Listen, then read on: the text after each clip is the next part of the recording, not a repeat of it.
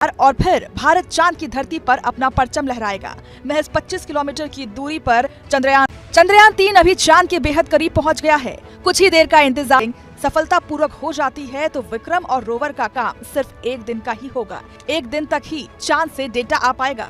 अब आप सोच रहे होंगे कि महज एक दिन में भला सारा काम कैसे हो पाएगा। चलिए जानते हैं कि आखिर एक दिन की क्या कहानी है। दरअसल रिपोर्ट के मुताबिक 3 चांद के चक्कर लगा रहा है। बताया जा रहा है कि विक्रम 23 अगस्त को 6:04 पर चांद की जमीन पर उतरेगा, जिसमें रोवर प्रज्ञान निकलकर चांद से डेटा जमा करेगा।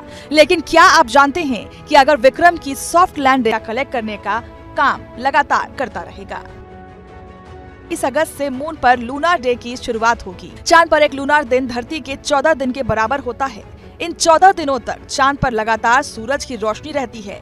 चंद्रयान 3 में जो इंस्ट्रूमेंट लगे हैं उनकी लाइफ एक लूनार दिन की है। क्योंकि ये सोलर पावर से चलते हैं, इसलिए उन्हें काम करने के लिए सूरज की रोशनी की जरूरत होती है। अगर किसी वजह से 23 अगस्त को चंद्रयान 3 चांद पर लैंड नहीं कर पाता है तो अगले दिन फिर से कोशिश करेगा। अगर उस दिन भी वो इसमें सफल नहीं हो पाता है तो उसको 29 दिन या फिर महीने का इंतजार करना पड़ेगा, जो कि एक लूनार डे और एक लूनार नाइट के बराबर है। चंद्रयान चांद के एक दिन में ही काम करेगा और ये दिन में काम करने के लिए ही डिजाइन किया गया है। कई रिपोर्ट से बताया गया है कि इसके बाद रात में तापमान माइनस से भी काफी ज्यादा नीचे गिर जाता है, जिसकी वजह से प्रज्ञान सरवाइव नहीं कर पाएगा।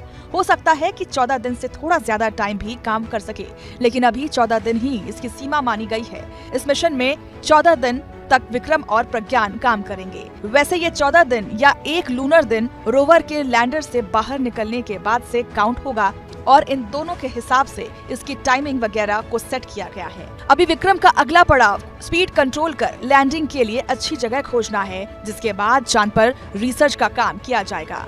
प्रोपल्शन मॉड्यूल से लैंडर और रोवर अलग हो गए हैं। लैंडर और रोवर तो अब चांद की लैंडिंग की तैयारी कर रहे हैं, लेकिन अभी प्रोपल्शन मॉड्यूल चांद की रक्षा में घूमता रहेगा। ये कम्युनिकेशन बनाए रखने के लिए चक्कर लगाता रहेगा। इसके साथ ही डेटा कलेक्ट कर जमीन पर भेजता रहेगा। ये पृथ्वी के लिए डेटा